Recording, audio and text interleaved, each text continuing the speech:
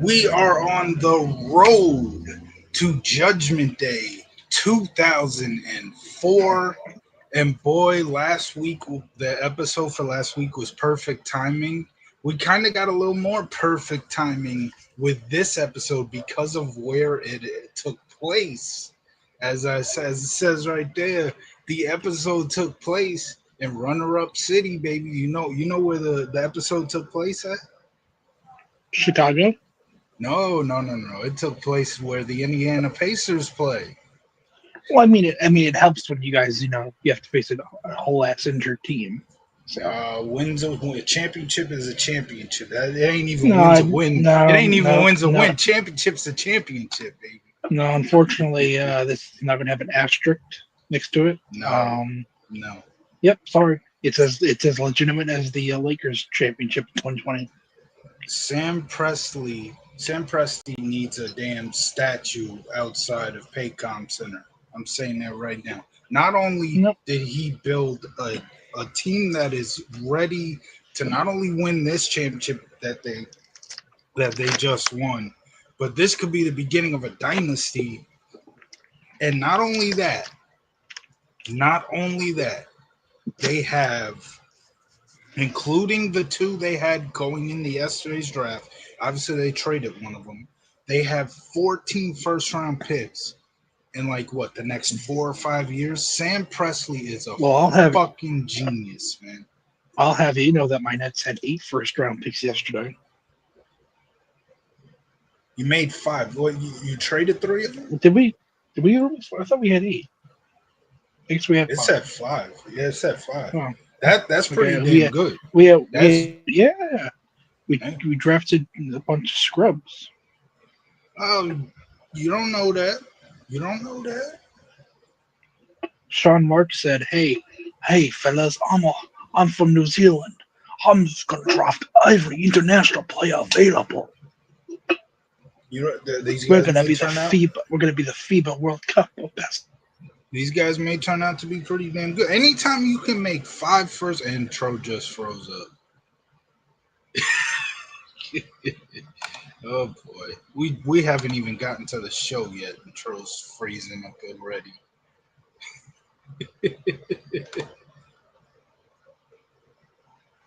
Oh boy. There we go. As I was saying, anytime you have a chance to make 5 first-round picks in one draft, you should be excited. And you do not know that these guys are going to be busts or not. My technical difficulties brought to you by the New York Islanders, who are already trying to take me out. Oh yeah. Speaking of drafts, we are both more excited about tomorrow's draft. Yes. Than the NBA. I mean, I'm more excited for different reasons than just. It's pretty much a foregone conclusion that we're drafting. Oh, me too. First, but me too. I think I'm nervous because I have to walk into the arena with that fucking sign. That sign. Oh yeah, well do what I have to do about that. But there might be a lot of moves made tomorrow from number one. There are. We're trading Dobson. Yeah. Pretty much he hasn't been. At this point. He hasn't been traded yet, but he will be. Yeah. If Montreal, if it's gonna be Montreal, which Montreal has been thrown around, St. Louis is being thrown around, nope. Detroit's being thrown around. Nope. If it's gonna be Montreal, they have to fork over both of their first round picks. It's gonna be because Nashville wants Higgins, and that's the only reason why we trade. Why we would make any trades? Utah.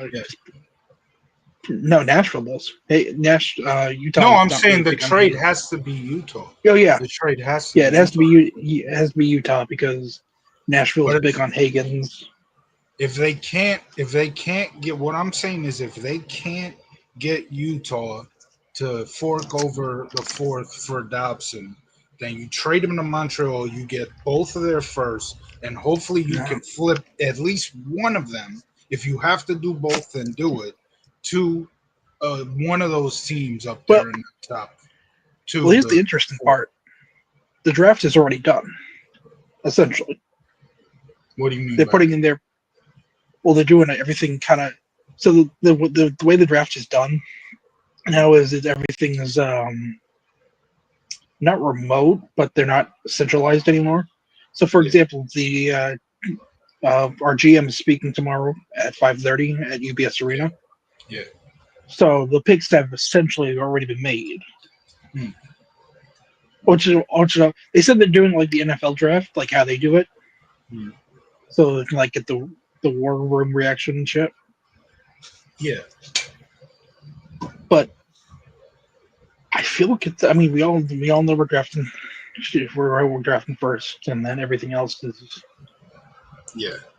Well, Imagine the Sharks draft freaking Hagens. yeah, they're not gonna do really that. throw, really throw a curveball. They're taking either Misa or Schaefer, and we're Probably taking Misa. Schaefer. So they're taking Misa. Yeah. Um, But yeah, no, we are. we'll take Schaefer. Yeah, we are 6 minutes in, and I have not said it yet. But Tro, how you doing? I'm doing good. Tomorrow I will fulfill my job. It is I have we have 3,642 people who have signed my petition. Right. I obviously it's an online petition, so I can't physically hand it to anybody. But I am passionate about trying to help and save the Islanders radio broadcasting team. Yes. And I know maybe some people might shit on that. I really do not give a fuck because I am passionate. I don't know Yeah. what will happen. If might nothing might happen. Who knows? But I want it to be put out there that they deserve their chance. And I'll have my wig on.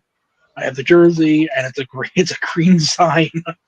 So at the There, very least, you'll be able to see something. Hopefully, there, there was a fan on the Met game yesterday who had his yeah, own wig on. He had yeah. an He's the Islanders he's jersey he's the on. other guy. He's the Oh, freaking other he's the wig other guy. guy. Yeah, Oh, okay. he's the wig guy who people they actually show Oh, because yeah. he has the Well, beard because his beard is like orange and blue too. yeah. My Well, my apparently, arch enemy. apparently he was at the game because Yes, Islander he's season tickets. tickets. Yeah, that's pretty cool. Yeah, Nice. he is great. So how come you didn't Because get? I didn't get the email until it was too late. Oh, that sucks. But so on our Hardy, last Hardy, by the way, Hardy Boys threw out the first pitch tonight. at City. Yep, Oh wow. Okay. So yep. our last show, you were pro Charlie Haas, and that actually got us a nice little short that currently has 2.6K views. But now you're anti Haas. You flipped the switch. Yeah. You know what? After seeing all those nun comments on that last post, I realized I was being a little too goofy in my support of Charlie Haas. So now I'm going to go the other way. You know who sucks? Charlie Haas. You know who's Marty Jannetty? Charlie Haas. And you know what? Instead of calling it the Marty Jannetty, we should just call him the Charlie Haas. And what has he ever done in his career? It's not like he had a very successful gimmick after leaving the world's greatest tag team. It's not like he had a whole gimmick of just impersonating other people. Well, the episode in question that we are reviewing today is the tax day episode, April 15th, 2004. As our road to for this road to has the same days as the last road to for Backlash '02. Because remember Yep. we did a tax day episode during that road to, and now here's another one. Not a This is good when tax. IRS comes out. Yeah. Not a good tax day for Big Mhm. Show. Big Show must have woke up this day and saw that he owed a lot because he did not he was not having a very good day. But we're gonna get to that real soon. So April 15th, 2004, SmackDown. We start with a recap of last week with JBL winning the Great American Award and Eddie Guerrero kind of destroying the ceremony, breaking the trophy and stuff. So we start off with the recap of all that. Now we have Eddie Guerrero in the ring, and he says he's gotten over 27 phone calls from Kurt Angle demanding an apology for ruining the Great American Awards ceremony last week. Eddie Guerrero says JBL isn't even a great American because a great American doesn't flaunt his wealth and act like he's better than everybody because he's richer than everybody. He Hmm. says JBL is a great American sellout. Eddie says that money doesn't make him better than and everyone else. He was about to throw out some type of challenge to JBL. Oh boy, but that gets interrupted by a smear campaign by JBL, a JBL paid for smear campaign on Eddie Guerrero, how he's a liar, a cheater, he steals, and he is not a great American. So that runs for about a couple of seconds. Eddie Guerrero comes and once the camera cuts back to Eddie Guerrero in the ring. Eddie says that's the type of BS he's had to deal with ever since winning the undisputed Well, title. to Okay, to be fair, it's in his theme. He he d- lies, and he cheats, and he steals. he's about to get to that. He is about to get to that. Just keep listening. He says that's the type of BS that he's had to deal with since winning the title. But while he does, and he acknowledges that he lies, cheats, and steals, but at least he's honest about it. But he also says while he does lie, cheat, and steal, he worked his ass off to become champion. He waited 17 years before his first title shot. He didn't win some fake award to get it. He calls JBL out. Again, going back to the challenge, he's calling JBL out, but that call out is answered by the general manager, Kurt Angle, who walks to the ring and get or Yes, actually he does. walks to the ramp, Walks, walks, walks walks, walks, walks walks, walks with his legs that work. yeah, walks up to the ramp. Don't get used to seeing Kurt Angle No, walk too no. much What are you talking because about? He cuts a promo. He cuts a promos and says, "You know what? I love being able to walk. I love being able to walk." He does a few stretches. Like I love doing this, and you know what I also love? I also love not bleeding out of the back of my head. He just gets it on the nose. Like I love being able to walk, and I love not having not bleeding from the back of my head. so Kurt Angle says he doesn't appreciate Eddie Guerrero. He doesn't appreciate how he ruined the Great American ceremony, how he destroyed the trophy, how he cheats all the time, and all that. He doesn't appreciate Eddie. He tells Eddie, if you want a match with JBL, then you got it tonight. So here we go, Eddie Guerrero versus JBL for the title. That's your main event. That is Oh hell when yeah! your number one contender JBL comes out. He says to Kurt Angle that there's nothing he'd like more than to beat Eddie Guerrero to a bloody Yeah. pulp tonight. Somebody's gonna be laying in a bloody pulp tonight, but it's not gonna be Eddie Guerrero. We're just gonna put that out there. But he says, JBL does, that he's been busy campaigning, as we saw a few minutes ago, with a Yeah. smear campaign, and letting everyone know he'll be champion soon. He says he's kissed a lot of babies. He's kissed the babies' mothers as well. He says he's tired and he's got a better idea. So Oh. he whispers the idea to Kurt Angle. Angle is then like, "Oh my gosh, that's a great idea! Great idea!" So Kurt Angle then announces that it won't be Eddie Guerrero versus JBL tonight, as Oh. that will happen at Judgment Day, but it will be later tonight, sort of semi main event match. Eddie Guerrero taking on the Big Show. Um, I thought it was a good segment to kick off the show. Obviously, you're just setting up Not the main event. Again, we already know what the main event is. It's RVD versus Booker T. That was announced last week. But you're setting up another match for later on tonight that is really going to have bigger implications on this show. This is really the main event match, even though it's not the last Yeah, match. the But co-main event. yeah, essentially. So yeah, good segment. JBL and Eddie Guerrero were always great together during this time when they were feuding. So yeah, what are your thoughts on this opening segment here? Thought it was good.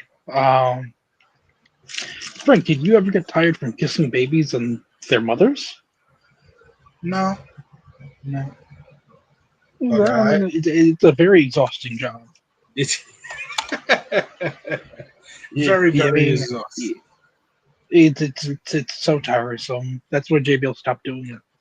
Yeah, he did all those smear campaigns. He's That's why tired of. politicians always. That's why every politician looks so tired.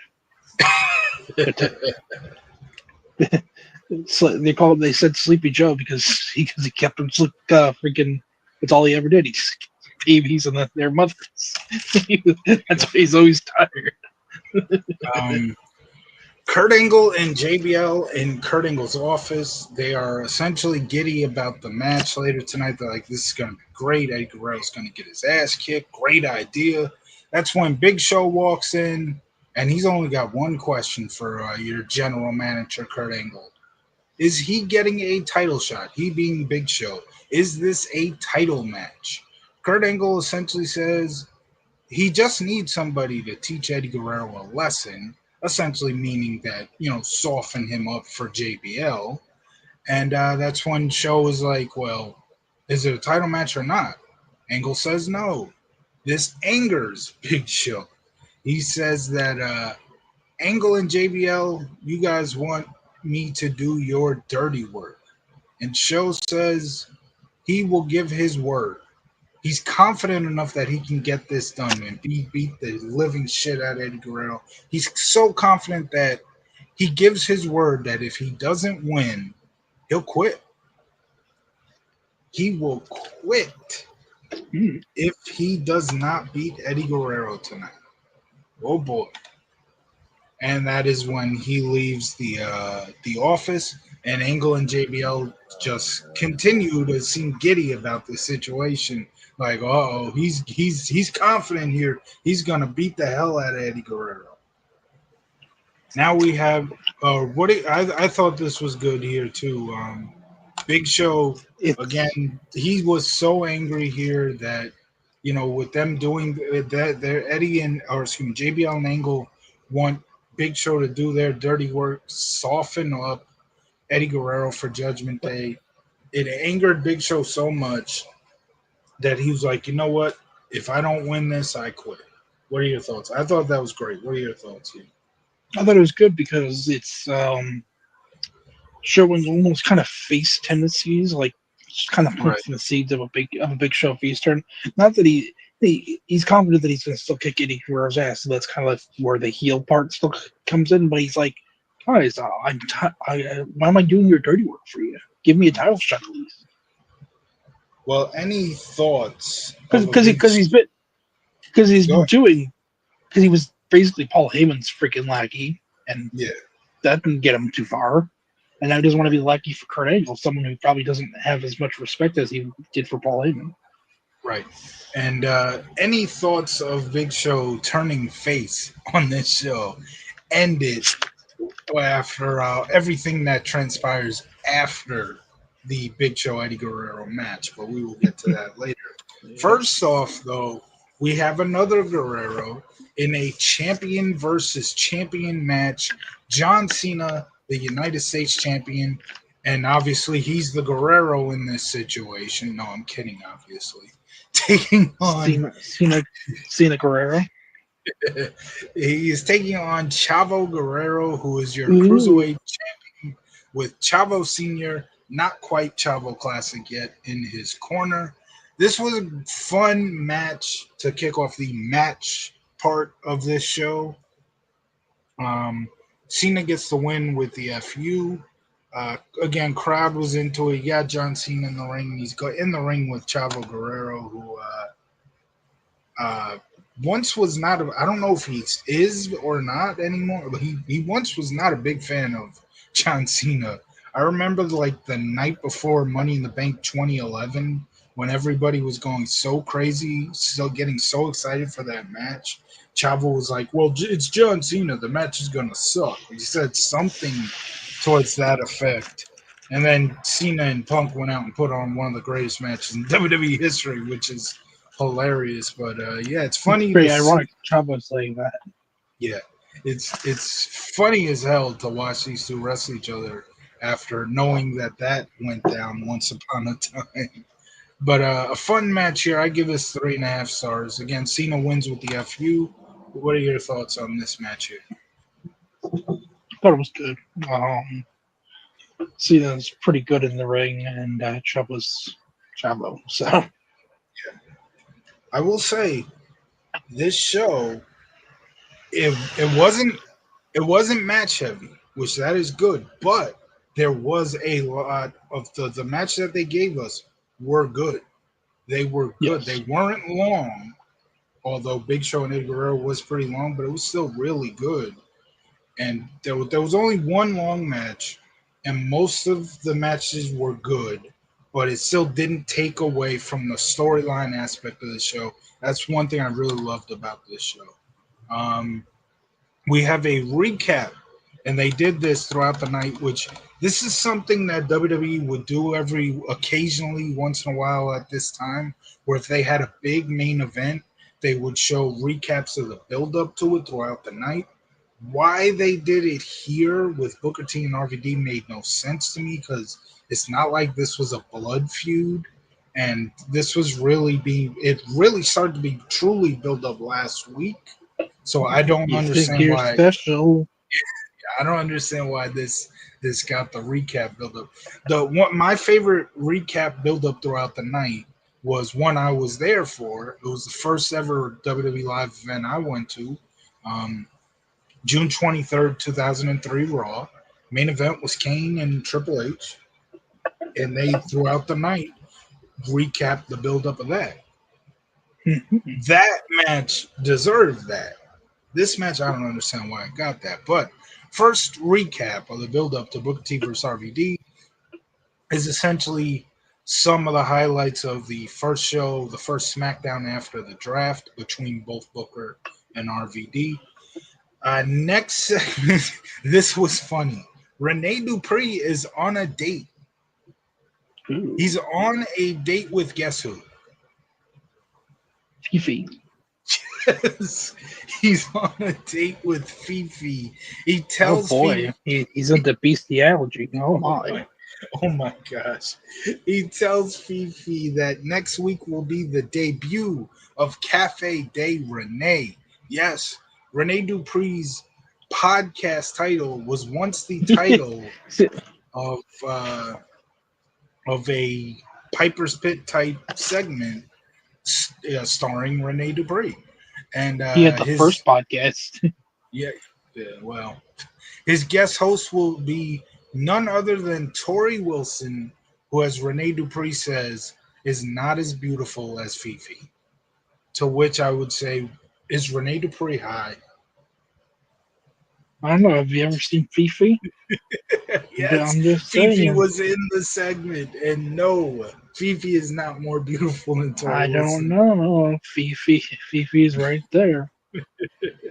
There is a I will. reason, though. Well, I'll ask you this: just if an intruder comes in through the front door at night, is Tori Wilson going to be the one barking, or is Fifi going to be there Uh, for you?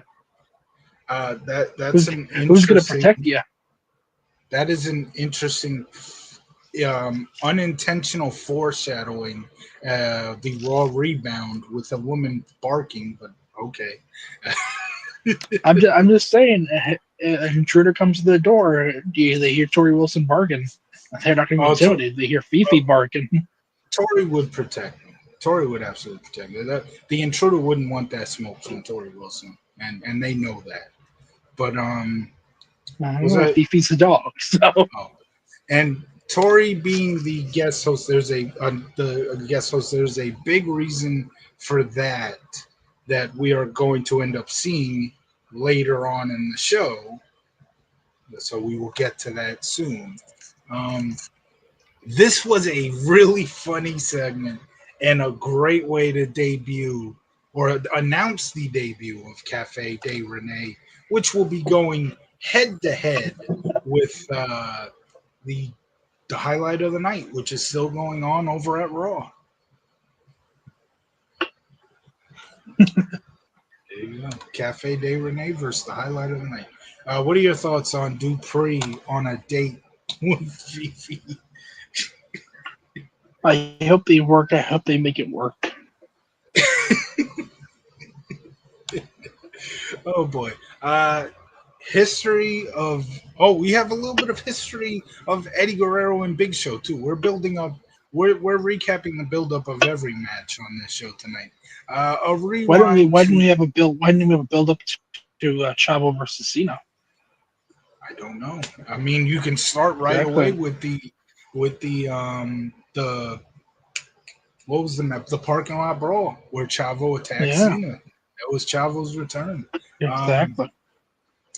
well, the Big Show, the history of Big Show and Eddie Guerrero is a rewind to Big Show choke slamming Eddie Guerrero on the hood of Eddie's lowrider back in October of 2003 on SmackDown. That was part of the build to No Mercy 2003, where Big Show Yep. defeated Eddie Guerrero for the United States title. This one, I don't think they did any more. Yeah, I don't think they did any more build up history to that, but we will get plenty more RVD and Booker T build up as if there's really that big history between the build up to this match. And no, they do not go parts of their tag team and on Raw like that is completely ignored. So like there legitimately is no history to this build up. But yeah, we get it all through the night. Here's another funny segment. We have Charlie Haas stretching, to which Jamie Noble walks by and says there's no amateur wrestling in the world that can prepare Charlie for his opponent tonight, the SmackDown debut of Rico. Haas says there is not a move that Rico has that Haas can't counter. To which Jamie Noble starts to bring up, well, I'm sure you have a counter for when Rico starts touching all up on you. And Haas is like, no, hey, I'm not hearing none of that. And Noble says, as Haas is about to walk away, Noble says, hey, word of advice, don't let him get you from behind. And that is when randomly Nunzio comes running into the room with a wad full of cash in his hands as if he just robbed somebody of money. He bumps into Charlie Haas. He's like, Well, well, good luck tonight. And he just keeps on running. Funny segment right there. he is part of the FBI, so Full-blooded Italians. they They're, stole money. they're still there apparently at this point. I mean, Johnny Stamboli's been on the shows recently, right? But he's not on this one. They're always in the FBI. The FBI stays around for at least This 2006 because they go to East yeah, W. yeah. This was a funny segment. I enjoyed it. You can even hear some of the crowd laughing in the background as it's ending. This is a good segment. What are your thoughts on Charlie Haas getting the business from his uh, uh, fellow locker room mates on facing Charlie Rico? Haas. You know, this segment was so bad. Oh, come on. If we could have a worse segment of the night, well, this would probably be it's Charlie Haas, and Charlie Haas is not good because his name is Charlie Haas. There is have I shit talked him enough to kill off this bit. You're trying to keep the bit going by changing it to now you hate Charlie Haas. This bit is so forced. next week I'm gonna be different. I'm gonna be like, yeah, let's try Haas. It's pretty good. He's okay. Mediocre. This bit is so forced. That's all I'm gonna say about the Charlie This Haas is bit. the It's I'm Tro's going first. It's Tro's first L when it comes to because running I'm going bits through in these without road to. Paul Bearer withdrawals. I miscalculated the amount of times the Undertaker actually shows up for the build of a fucking pay-per-view match. Well, he'll be here soon. He'll be here soon. The Booker T RVD feud is over after this show. I can pretty much tell you that the feud that never really was, it will end here on this show. But at least as if the Charlie Haas bit that is super forced did one thing, it at least got us to bring the Tro Paul Bearer impersonation to a large crowd because again, talk Yeah, about that short I but uploaded. it's not even a funny one though. Well, I mean, I thought it was. I thought it was pretty good. I don't know. I think it could have came up a little bit better. It See, was just me saying. It was just me saying I love Buffy as Paul Bearer. yeah. There's no See, joke but there. That's just a statement, though. the Paul the Paul Bearer stuff wasn't forced. That was something that we magically made, or you magically came up with that was funny. What else did we have? We had on the last road two. We had He's the J he's the down but not out. down but not out. That was funny. That came off a line that JBL made on one of the shows in the last road two. There was Don't other stuff. here's a hint. Here's a hint. That's coming back next show. There's been other stuff from Road 2s that have been pretty funny. This is the Charlie Hot stuff is just full force. It is you're just trying to get something out of this one and you're forcing it. You're trying to force it out of But you this. see, we're gonna remember it though. Yeah, because of that short at least. And You now can we be our next road to. I'm gonna next road to that I pick is gonna be specifically Charlie House um Rico making his SmackDown debut with Miss Jackie taking on Charlie Haas. And this was a fun match again. Like I said, there were a lot of good matches on this show. This match was good because it was funny, it was entertaining. Rico was always entertaining at this time. And at one point, he ends up kissing Charlie Haas. Haas hightails it out of the ring. He was just about to get back in the ring around the time when the referee was up to like a 7 count. Rico then flashed his thong, which led to Charlie Haas just saying, "Nope, I'm not getting back in there." And Rico wins by countout. 3.5 stars I give this just for the entertainment purposes alone. A very funny match. Troy, what are your thoughts on Rico versus your boy Charlie Haas? My boy Charlie Haas. No, I thought it was pretty. I thought it was pretty entertaining, pretty fine. Charlie Haas is good in the ring, so it's nice to see him do some comedy here and there. See now I'm praising him. There you go. Well, there you go. That wasn't forced. Bipolar, That's bipolar Tro. that wasn't forced. That was a legitimate opinion. You weren't trying to be funny. You weren't trying to force comedy out of something that you weren't going to get comedy out of. Charlie Haas bad. Durr. We have Big Show sitting at his locker room. JBL walks over and wishes Big Show good luck. And he says, "Listen, if you beat Eddie tonight, I'll give you some hot stock or a pizza." Oh, I love pizza. Big Show says he's not doing this for JBL or Kurt Angle. He's doing it for himself. He's doing it for pizza. I'm not doing it for you or Kurt. I'm doing it for the pizza.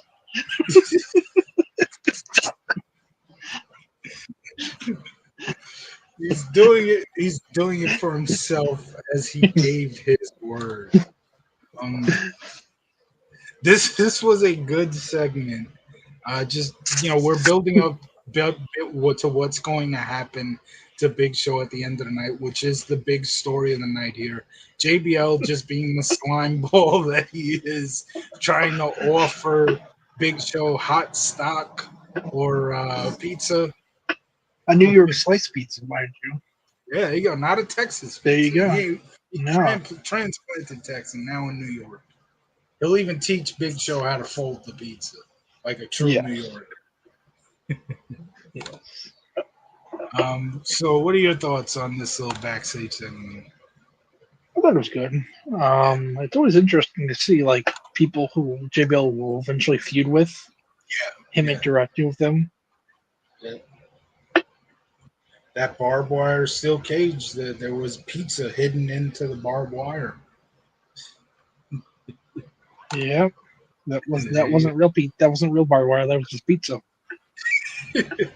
Now we have a Mordecai vignette. The Yes, first let's go. first Mordecai vignette in WWE history. Hear me, fear me.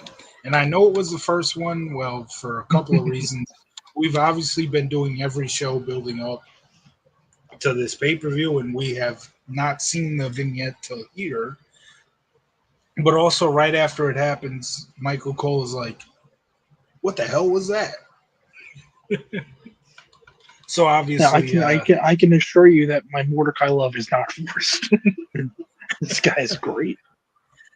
um, so now here we go. Big Show, Eddie Guerrero. If Big Show loses, he will quit.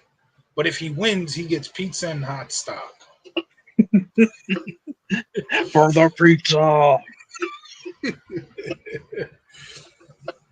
This was a this Uh-oh. Oh, looks like he's being arrested, folks. before I was so The, rudely into. the cops aren't fans of the Charlie Haas bit, so now they're coming to arrest him. They're still going. They heard pizza. Yeah, they said, "Ooh, pizza." Before I was so rudely interrupted. This was a really good match. Obviously, the Big Show and Eddie Guerrero. You tell the story of Eddie being the underdog of the match. He had to fight his way uphill, but in the end, he hit the frog splash, got the win, and oh boy, Big Show's got to pay his taxes, and now he doesn't even have a job. And he doesn't have pizza. No pizza, no hot stock, none of it. And you know, he taxes. Oh man, I lost my pizza. That's the reason why he's upset so much. He's like, "Oh, you upset that you lost your job?" No, I didn't get pizza. Eddie Guerrero gets the fans post match. Eddie Guerrero gets the fans to start singing the na na na na na na na na hey hey goodbye, and Big Show just looks on dejected. And as the Eddie leaves in his lowrider, and but the crowd continues to sing, and Big Show just looks like he's about to start crying. He What you can walks, do on command. yeah, he walks up Yes, the ramp. He walks up the ramp, turns around, and is looking at the crowd who is still singing goodbye. He says, "Why are you laughing? Why are you laughing?" Why are you I, laughing? the match itself, I give it 4.5 stars. Eddie and Big Show always work well together, and this match no different. I thought it was really good, and the post match was great as well. Big Show showed a lot of emotion. Thoughts on Eddie Guerrero versus Big Show and Big Show being forced to quit? I thought it was good. Eddie and Big Show have good chemistry. Yeah, The problem with Big Show matches do tend to be that it's mostly just the little guy versus the big guy, which can kind of be repetitive at times, but I think it worked fine here because Eddie and Show work well together enough, work enough right, together, right. work well enough together. We have more RVD Booker T history. They were able to get 3 weeks of history onto this whole show. We have RVD's first match, which he pinned Charlie Haas, if you remember correctly, on Yep. SmackDown. And Booker T's backstage segment with Eddie Guerrero, that's essentially where he called Eddie Guerrero the champion of the minor leagues. They brawled a little bit before the locker room broke it up. And now we have moments ago. This WWE loved doing this so much back then. Moments ago, we're going to literally show you everything that we literally just showed you. The finish of Eddie Guerrero and Big Show, plus the na na na na, hey hey goodbye at the end. Now, this is where this show gets really, really interesting. And if we don't always pick like MVPs for the show. But if I had to pick an MVP for this show, it's Tori Wilson. I'm going to get to why in a minute here. So we have Big Show backstage. He is walking. I'm just being interrupted by everybody tonight, huh? The Yeah, trains. you had Scott Steiner show up earlier. Now A Train's here. A Train has been having a lot of run-ins this road Yes. to.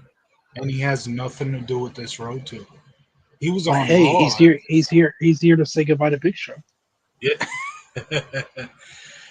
So Big Show is backstage. He's walking backstage and he hears laughing, and the laughter is coming from both Tori Wilson and the makeup artist, who I think she's the streamsist or however you say that. Her name is seamstress. Her name is Jane, I believe Tori says here. But Big Show then gets into Tori's face. He's like, "Why are you laughing at me?" Tori is shivering in fear, and like she's doing a phenomenal job of making you believe she's legitimately afraid right now. And Show is like, "Why are you laughing?" And it's like, "Oh, she said something funny talking about Jane." And Big Show's like, "Oh, she's making jokes about me." And then Big Show essentially threatens to like grab Tori by her neck before he quickly snaps out of it and apologizes and leaves. Tori tells Jane that since she has no match tonight, it's best for her to leave. And that's the end of that segment as A Train continues to do his run in for this. Yeah. But yeah, great segment here. Tori Wilson, the portraying being fearing Big Show here. She was perfect here. Great acting skills from Tori I Wilson. What are your thoughts? I think Fifi would have done a better job. Fifi would have whimpered. She would have. Yeah, you and Renee Dupree both. Okay. We're both fans of the Fifi here. What can I say? We have now we have Teddy Long in ring cutting a promo about Mark Jindrak. There is a mirror in the ring, and Mark Jindrak is walking to the ring before I was so rudely interrupted. The Undertaker, what are you doing here? Jindrak Chuck Palumbo. Jindrak comes to the ring, and Teddy Long is just saying, "This is the reflection of perfection, the reflection of perfection." As Mark Jindrak, baby. as Mark Jindrak does his best Lex Luger impersonation, looking into the mirror. And then Spike Dudley comes out, and the reason why for this whole in ring was because we are actually having Mark Jindrak take on Spike Dudley here. Jindrak gets the win. It was pretty much a squash. And just like last week, Theodore Long runs in, jumps on Jindrak, and they both hug each other. And that's the end of that. Not much about this. 1 star. It was just a squash match. Thanks for coming, Mark Jindrak. Yeah, your thoughts on Mark Jindrak winning in his SmackDown debut? Two SmackDown debuts here. I think this player here, Mark Jindrak, has a bright future here on the main show and definitely not Velocity. Mark Jindrak is not a hater. He is a card-carrying member of the Players Club. Yeah, he could have been a card-carrying player of Evolution. Well, you can blame Triple H for that not happening. I just don't think he has what it takes. He might be a bad influence on Randy Orton. we we have one final RVD Booker T history, as this is your WrestleMania main event right here. Yeah, I It's mean, been fuck, shit. At this point, it probably has more build than WrestleMania. But it is the backstage segment from last week where RVD was trying to get Booker back on his side. He's like, "Look, we can go after the tag titles," and Booker ain't having none of that. He's like, "I'm a Raw guy, but if you want to go after the tag titles, then so be it." And then they show their tag team match from later that night where Booker T just hops off the apron and turns his back on RVD, which is what leads us to the main event, which is coming up real soon. But first, you know what's next? little Raw rebound. There you go. We have a Mick Foley promo saying that it won't be Foley at Backlash, it'll be Cactus Jack. And then Randy Orton does a run in and takes Barbie to the gut from Cactus Jack, I guess. Um, Johnny Nitro tells Edge that he cannot use the cast at Backlash, and what does Nitro get for his for all that? He gets a spear. Then we have Eric Bischoff granting Ric Flair a match with Eric Bischoff at Backlash. And Shelton Benjamin, Who'd I say? Eric Bischoff. It'll be Eric Bischoff against Ric Flair. About you can face you can face me, Rick. Don't you worry. Eric Bischoff grants a match for Ric Flair, what he wanted, to face Shelton Benjamin at Backlash. Ric Flair is exiting Bischoff's office when he opens the door and gets jumped by Shelton Benjamin himself. And, well, you mentioned Tori Wilson barking earlier. Highlight of the night, Chris Jericho, or highlight reel, excuse me. Highlight reel, Chris Jericho is bringing back memories because Trish Stratus recently said that she likes it rough. Well, Chris Jericho is puts on the Jeritron 5000 actual footage of Trish Stratus barking like a dog. And then in the main event, Shawn Michaels wins the 8-man tag match, and that by super kicking Randy Orton and pinning him. And then we have a really cool three-way stare down, as obviously this is Backlash 04 that they're building up to. And the WrestleMania 20 rematch is the main event. The biggest rematch in wrestling history. We have Michaels on one side, Benoit on the other, and they're right near the ropes. And Triple H gets up on the apron and is like in the middle of them. That was a really cool stare down and a really cool way to end that show. So that is your Raw rebound for the April 15th edition of Smackdown. And now we have Tori Wilson leaving the arena before she's stopped by Big Show, who once again accuses her of laughing at him. And then Show just goes off the deep end here. He starts breaking the car window of Tori Wilson in the driver's side. Perfect timing. Cry about it. Cry me a river. Perfect timing with the car horn. Oh, He's punching the driver's side, and then he kicks the backside car window, and then like he goes at the windshield. He breaks the freaking the front side. What do you call the glass? The front. Why am I forgetting it? The dash, right? He breaks the dash.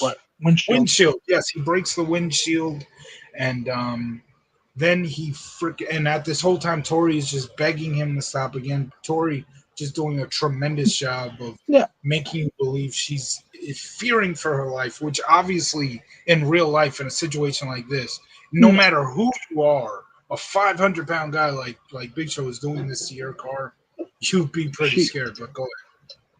She's telling him to stop. At some point, you kind of have to accept that car is total. Like, it's like, well, shit, you've already broken my windshield. You've broken every window in this car. I'm not getting my deposit back. So, you know what? Destroy this mother. She started running way too late. But after breaking all the windows, at least she didn't break the two windows on the other side, but he broke the windshield. He broke the back windshield. He broke the two driver's side windows. He didn't break any of the passenger side windows. But after doing that, he flips the car over, giving sort of a preview of what he was going to do about a year later in the buildup of WrestleMania 21. He flips Tori's car over. Tori runs for it. She slips, gets back up and runs, and then they just show Big Show walking away slowly as if he's following her. Again, this is just a crazy segment right here.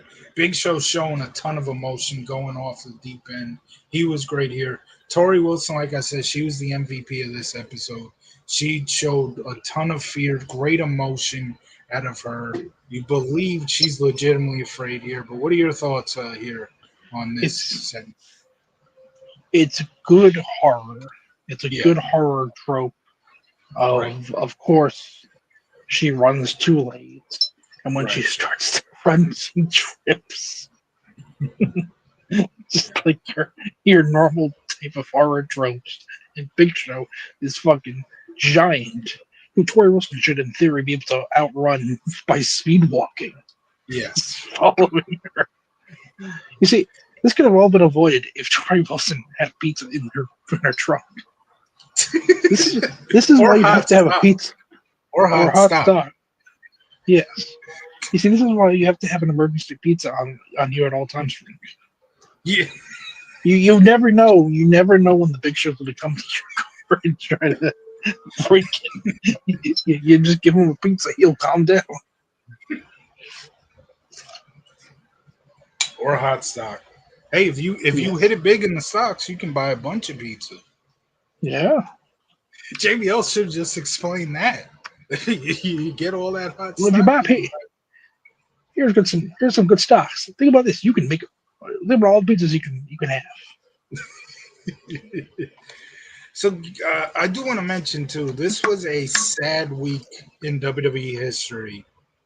Even though this SmackDown was freaking awesome, just a few short days later. So this would be Thursday. So yeah, Friday. On Saturday, we had the end of an era where the final official episode of Confidential aired. It was it was sort of a best of thing, so it wasn't like a new episode, but it sort of was because Mean Gene in the studio is, it's new. He's telling you this is the end and all that. I still have memories of, and I was still, see, as I've said before, the end part of this SmackDown episode, I did not see until that night, that Saturday.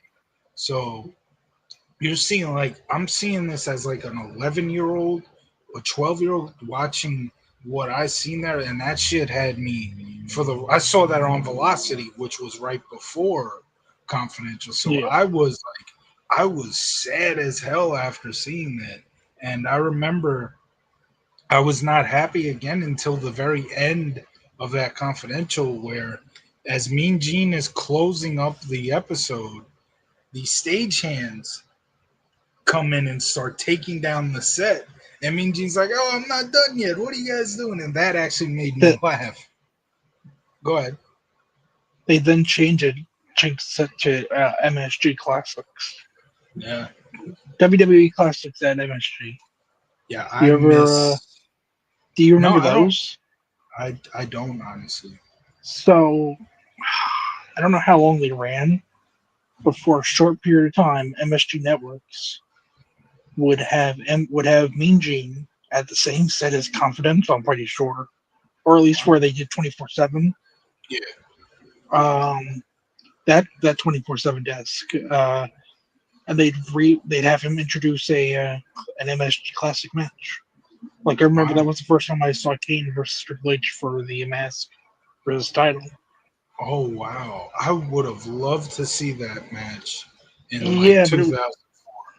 But don't forget, it's also MSG in the mid 2000s, so it's like good luck trying to find that. Yeah. Good luck trying to find a time when it's on.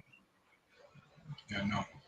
That's probably the problem. I never knew about that. It was Good. on It's MS. kind of like he's kind of yeah. It was MSG. The Islanders probably got preempted at least one time by it. So Sorry, guess what sorry, we can't. happens? Guess what happens after this whole segment where Big Show flips Tori Wilson's car over? Guess what we happens next? Hey, Papa John's here. No. Yeah. It's a moments ago segment of literally what you just saw. WWE loved doing Moments this ago. segment. So now your main event sponsored by AAA. If Big Show just destroyed your car, AAA is one phone call away. Hey. And your main event of the evening is Rob Van Dam taking on Booker T as we've built that match up throughout the night. A match that really did not need build up of history, but okay, whatever. The match itself, it was really just to get some heel heat on Booker T. Booker T gets disqualified because RVD was caught in the ropes, and Booker T did not want to let him get out. He just kept beating the hell out of RVD as he's trapped within the ropes. Booker gets himself disqualified, so RVD is technically your winner here. I give this match 2.5 stars. What are your thoughts on it? Um, as Harvey gives her opinions Yeah, on Harvey that. has a lot to say about this match. Yeah, she has a lot to say about the freaking mice. The mice she's trying to catch outside. Uh, Um, the little Tom and Jerry action. Um, but that was a fine match. It's building up Booker because he has a match at Judgment Day against two. Who knows? I think we'll never find out. well, we should be finding out next week, I would think. But Oh God, I hope so. here, here is why I originally did not see the end of this show because Booker T is celebrating his well, he didn't get a victory. He lost by disqualification. He's celebrating the fact that he just beat the hell out of RVD. He does the spinneroonie, and when he gets up from the spinneroonie, the corner copyright thing pops up, and so that's the end of the show, right? And I had school the next night, so I had to go to sleep as soon as SmackDown ended. So I saw the copyright thing, turned the TV off, went to sleep. The next day, I went to school, and people and friends were coming up to me like, "Did you see what happened to Kurt Angle? Did you see what happened to Kurt Angle?" I'm like, "What the hell are they talking about?" Well, here's what happened. Right after the copyright thing showed up, they cut backstage. Kurt Angle's walking by, and a stagehand runs by and says, Angle, Big Show has Tori Wilson on the ledge, and he's threatening to choke slam her off the ledge." To which, obviously, Kurt Angle's like, "Well, take me there," and they run after to where the ledge is, and the camera immediately cuts to that area, and Big Show is yelling at Tori. It's like, "Who? Yeah, are you laughing now? Do I look good?" It was like something like, "Do I look good?" or something, which was kind of weird because like, was that the reason for all this? I thought he was angry at her because she was laughing at him, which he wasn't. She wasn't, excuse me. But he's like he's about to choke slam her off the ledge. Kurt Angle and Stagehand show up. Angle's like, "Show, stop it, stop it! Anything you do to her, I'm going to be held responsible." To which Big Show's like, "Yeah, you're damn right, you're responsible." And Big Show's like, Angle's like, "Stay there, I'm coming right up." And Angle gets up there, and he's telling Big Show to stop, put her down, blah blah blah. Big Show puts Tori Wilson down, grabs Kurt Angle by the neck. Kurt Angle's like, "Show, let go of me, let go of me." And Big Show choke slams Kurt Angle off the ledge. And one of the craziest looking scenes, just seeing, and I guarantee that wasn't Kurt Angle who's out there in midair. That had to be like a stuntman or something, but somebody, or it was really good camera work to make it look like Kurt Angle was in midair. But obviously, when Big Show lets go of him, so you see a body flying in midair, and then they cut to the camera cuts to the down looking down from the ledge, and you see Kurt Angle. His leg is twisted. He's got blood flowing under his head, or under, from outside the back of Oh his my head. god! Yeah, it was a scary scene for an They 11-year-old. killed him. Yeah. And that is how we go off the air. Well, we go off the air with Tori essentially yelling, like, how could you do this? Look what you did to him, blah, blah, blah. But yeah, great way to end the show. What just happened to Kurt Angle? Where are we going from here? This makes you want to tune in to SmackDown next week. What the hell is going to happen? Are we going to have a new GM again? Is Kurt Angle still your general manager of SmackDown? Is Kurt Angle still alive? Like, what just happened? What a way to end the show. Match of the night and segment of the night. My match of the night is easily Eddie Guerrero and Big Show. Segment of the night, I should say segments of the night. The build up to RVD and Booker T. No, I'm obviously kidding. The everything that went on with Big Show and Tori Wilson. All three, I think it was three, right? All three of those segments. Yeah. It's segment of the night for me.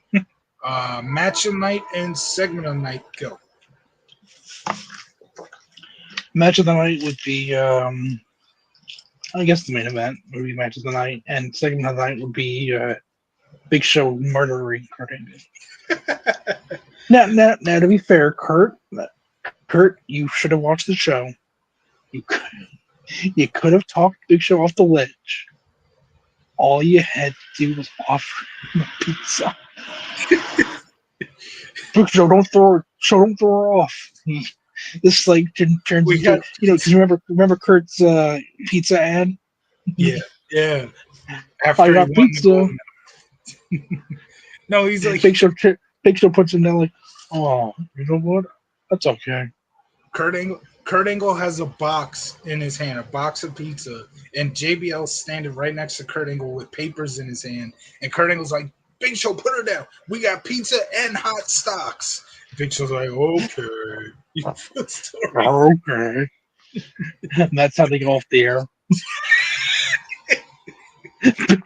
Big Show's eating a slice of pizza, and JBL's telling him about the stocks. That'll get people to tune in next week. How much? Yeah, it's like how much pizza did Big Show eat, and how much stock did he? How much did he make on the stocks? Oh yeah, that would be a hilarious way. My overall rating out of 10 for tonight's episode. This was a phenomenal episode. Everything that went on with Big Show here, like I said, Tori Wilson definitely the MVP for her acting chops on this show. Couple of great matches, Big Show, Eddie Guerrero, the entertaining match with Rico and Charlie Haas, and even the opening match with John Cena and Chavo Guerrero. I give this show a 9.5 out of 10. Got to be my highest rating in, I think, since the first. Was it the first episode? Or yeah, I think I don't know if I've even given a show a 9 or above in this road too. I could be wrong, but Tro, whenever you're ready, you can give your ratings out of 10 for this show. You're still muted. I forgot I was even muted. I was telling you that this is the highest you've rated an episode. Oh, it is? This episode of the run. Road 2? Okay, yeah. I figured it was. Yeah, because the first run was the gauntlet. Had the gauntlet or whatever it was in the first one. So what was my rating for the Great American Announcement episode? Because I know I gave it. I think you gave it a good one. I think you maybe gave it an 8 or a 9. It may have been 8.5. It may have just missed Yeah, 9. So yeah, 9.5 for this one. I think this is the first show on this road too that I gave a 9 to. So I will what is give your rate? I will give this an 8 out of 10. Okay. So what would I think our next episode would be the April 21st, right? April, wait, well, 15, 16, 17, 18, 19, 20, 21, 22. April 22nd, 2004 SmackDown. We have at least 3, maybe 4 episodes to go, including the pay per view on this Yep. Road to special. Um, we only have a few more days left in the month of June, so we will be recapping the Mets month of June real Yeah, soon. Which again, they more than likely will be finishing the month in first place. So there you go. yeah. Yeah, it was pretty damn. Will we be doing a try to manufacture a live reaction tomorrow? I was just gonna ask you that because I'm down to do it. I am down to do it as well. As I don't know if I cut in and out a little bit. Yeah. That is because the UBS Arena Wi-Fi is not the greatest, My and worry, data is not the greatest. But my worry is how loud is it going to be in the arena? you see, that would make for a good reaction. Well, I mean, it depends because we're to draft Schaefer first, and Yeah, that's not going to be like a big like, oh my god, I can't believe it's Schaefer. yeah, and Higgins, on the other hand, is going to be like, oh god, I called it's Higgins. yeah, and we're gonna have to stay on even after the first pick just in case they do something, which you gotta expect that they're going to trade back in because that's it. Yeah, Sounds like that's what. after Higgins gets drafted, we could probably end it. Yeah, pretty much, pretty much. No matter who it is. Yeah, not if, Well, not if, he's drafted. not if they still have first round picks that they've traded for. Even if it's later. He's gonna be the Higgins is gonna become the TJ Tampa. He's gonna we're gonna be up to like round 4. He's still the best available. Yeah, I don't think Higgins is gonna last that long, especially like you said, Barry Trotz has said he wants him. Which the Barry fact that Trotz wants him. Predator fans really want him. Like really, really want him. the fact that a guy like Barry Trotz wants James Higgins tells me a lot about James Higgins, and that just makes me want him more. Here are the 2 biggest reasons why I want James Higgins. 1, chemistry with Cole Iserman. 2, Barry Trotz wants him. That shows me he has to be a damn good player. Well, Trotz isn't exactly a good GM. He signs Stamkos to that contract. He's a damn good head coach though, and he knows how to coach. Yeah, but So doesn't mean you're gonna turn into a good GM. No, I know that, but he knows that he could, if he was a head coach, he could coach a guy like Higgins. That's what that's telling me. That he sees that in Well, James. we definitely know that he's not going to take Dobson. No, no. But we can't. We don't have to trade with them. Like we said, we trade with Utah, and Utah just traded away. Probably. Utah just traded away one of their better defensemen, and so Kesselring. So there's a spot. So the draft order. If we before you say that, if we are trading Dobson to Utah, I not only Which want we that probably are. I don't just want that 4th round pick. I want Maverick Lamoureux too, who's a solid young defensive prospect for them who played a lot for them last year and looked pretty good. You know me, I watch a lot of Utah games on ESPN Plus, so I know the team. If they didn't trade Josh Doan or even Kesselring for that matter, I would have wanted them, but they're no longer available out of Utah. So go ahead.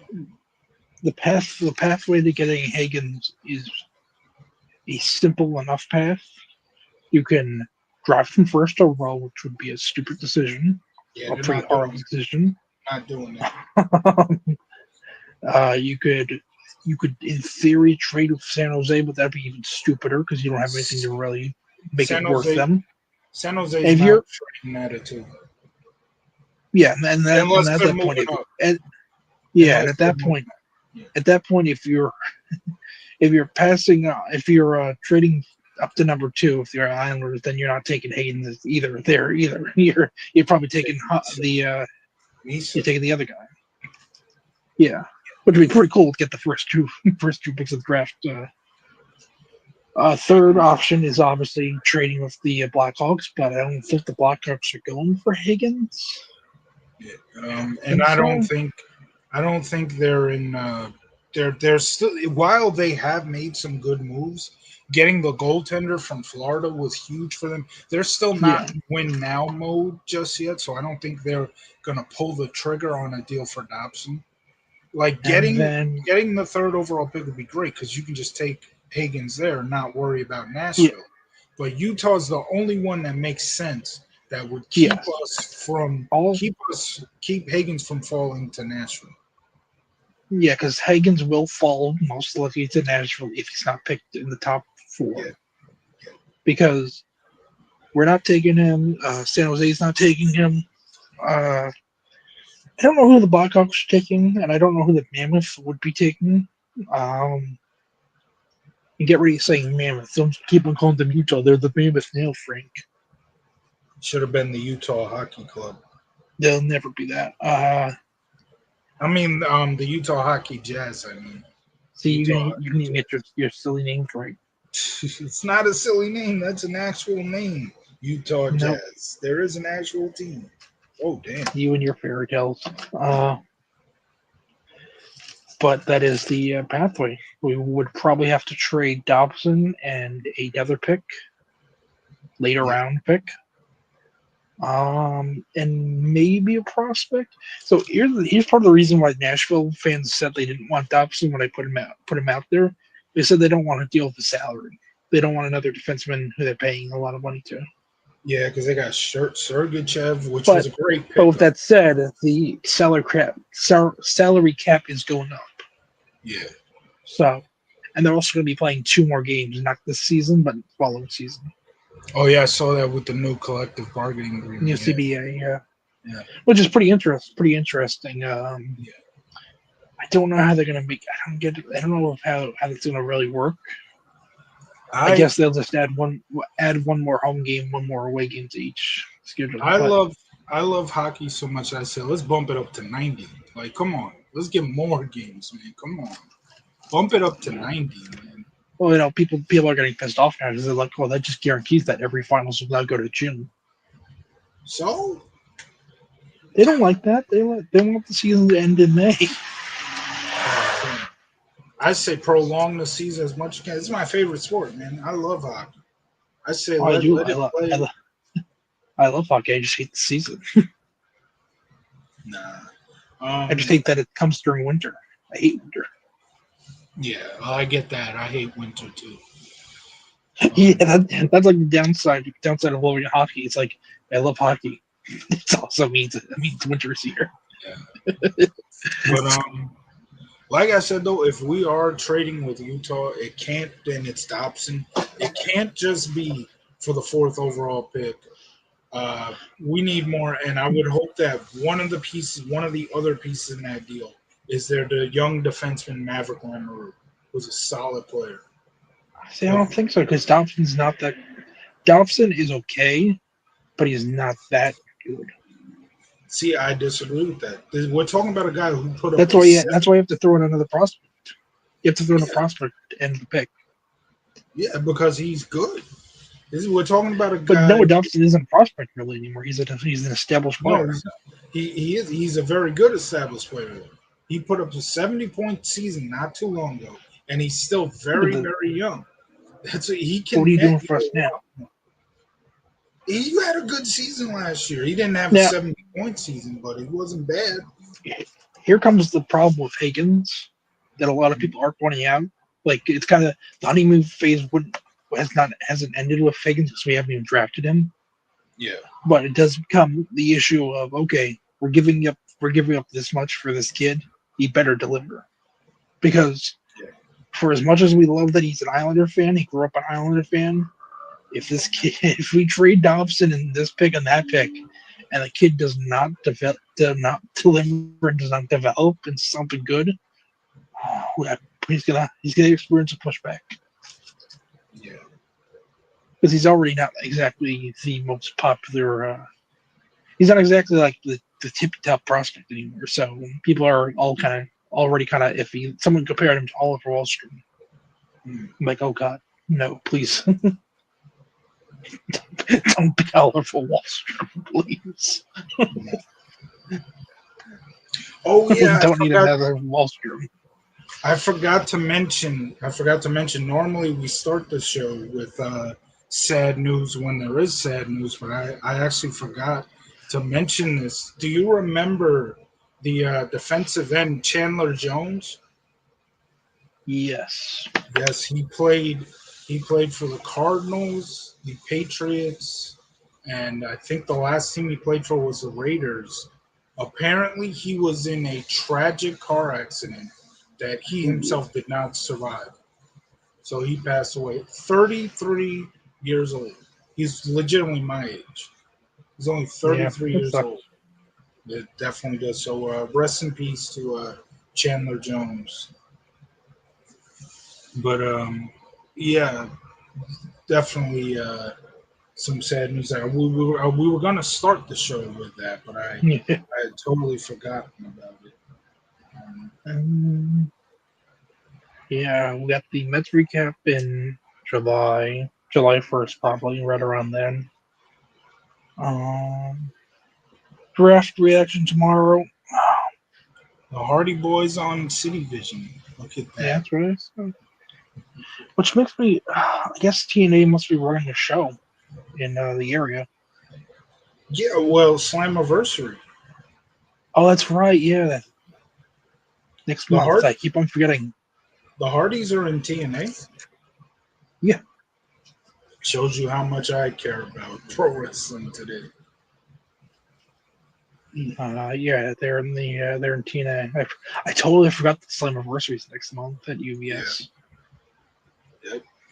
Should be a good show. I'm thinking about going to. I know what I can't go to it. I'll be away. Oh, man. I think I forget what date it is. But I'm sure it'll be a pretty cool show. Well, you can go to next year's Slammiversary and They're not gonna have it at UBS Arena. You no, think I know that they can barely afford freaking UBS Arena. they'll have it in freaking Orlando next year. You travel to Hey, Russ. I You ain't travel traveling to for fucking Vegas Slammiversary. for WrestleMania. I So ain't why going for Slammer fucking Versary. not? Couldn't even name. I can't even name freaking 5 TNA wrestlers. Jeff Hardy, Matt Hardy, Tessa Blanchard, Yeah. Well, there you go.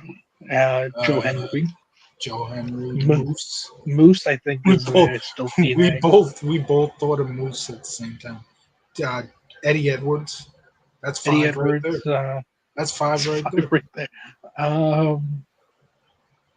ODBs might still be there. No, she is. I wouldn't be surprised. I don't think so. Maybe Gail Kim.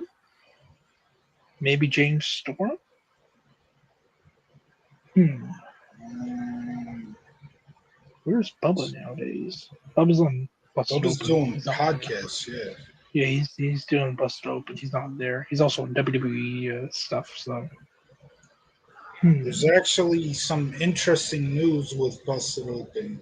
I am a SiriusXM subscriber, and that's where the news is. Apparently, on July 1st, an XM channel fully dedicated to wrestling will go live on XM, and they'll be isn't that showing what like Busted Open is? yeah, but Busted Open will air on that channel. But Busted Open is like a part of the app on like an on demand type thing. This will be something that you could get on your radio, not just on the app. She was according to her Wikipedia, she was last in TNA in 2021. Ooh, so I'm off by a few years. Hey, let's see. Gail Kim. Let's see. Eric Young is probably still in TNA. Probably went back to TNA. Probably. I'm not sure. Let's see Gail Kim here.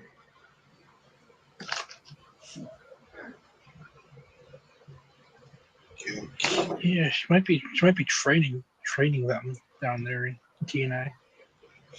It says on June 22nd, 2025, Gail Kim signed a 3-year contract with AEW.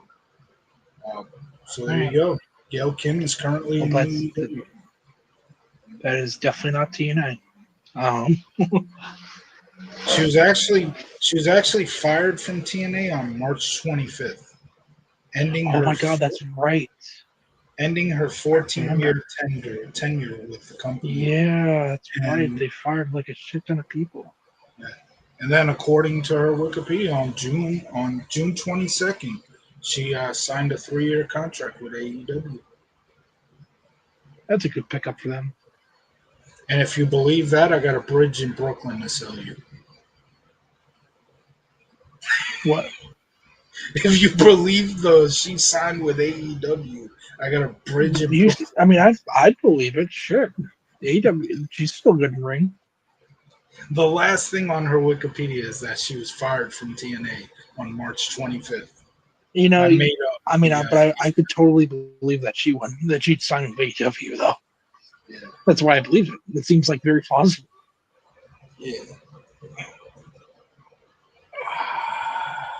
Well, so if you remember our last show, I said I watched speaking of AEW, I actually watched that first night of Fire Fest. I have not watched the second night yet, and I don't even know if I will. Like I said, that show was completely boring. But yeah, I saw you getting into it with other people on your Facebook.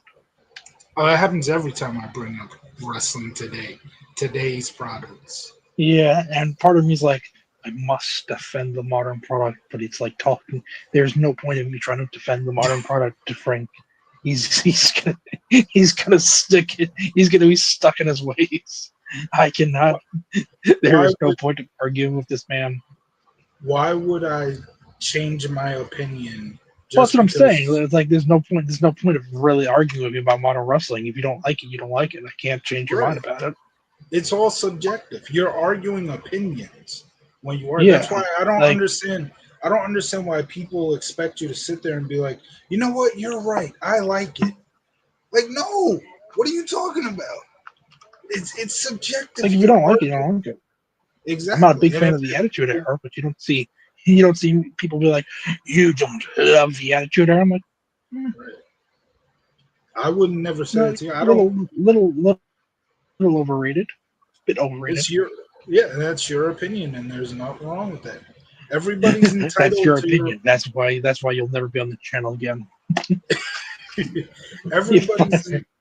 Everybody's entitled to their own opinion, and there is and the whole thing with like arguing. I don't understand why people expect that when you argue with them over an opinion, that you're supposed to magically be like, oh, you know what? You're right. I changed my whole opinion. Now I like this stuff. Like I disagree with you on pretty much everything about wrestling. a lot of stuff about wrestling we disagree about. Like I hate Vince Russo, and I blame him for a lot of the reason why WCW went downhill. But you love Vince Russo, and you love the WCW 2000. He's my favorite writer. There's no better writer in my opinion. You see. You're a professional contrarian. You're so good at being contrarian, you don't even try to be it because it's legitimately just your opinions. Yeah. Exactly. That's why sometimes I want to say, folks, he's not trying to be contrary to the opinion. That's just his opinion. It's true though. It's true. I know that's what makes it so good though. I don't do that to play like some character. Oh, I know. I'm not saying you do. Yeah. I'm just saying, folks, he's not bullshitting. That is legitimately his opinion. He does like WCW 2000. Yeah. I'm not the only You might, one. It's the he, problem. he I'm might have been just dropped probably. on his, he might have been dropped on his head here, folks. He might be being bankrolled by Vince Russo. I wish somebody was paying me for those opinions. I really do. Oh, I changed my opinion. How dare you not give this show? I can't believe you like the show 1.5 more than I did, Frank. Oh,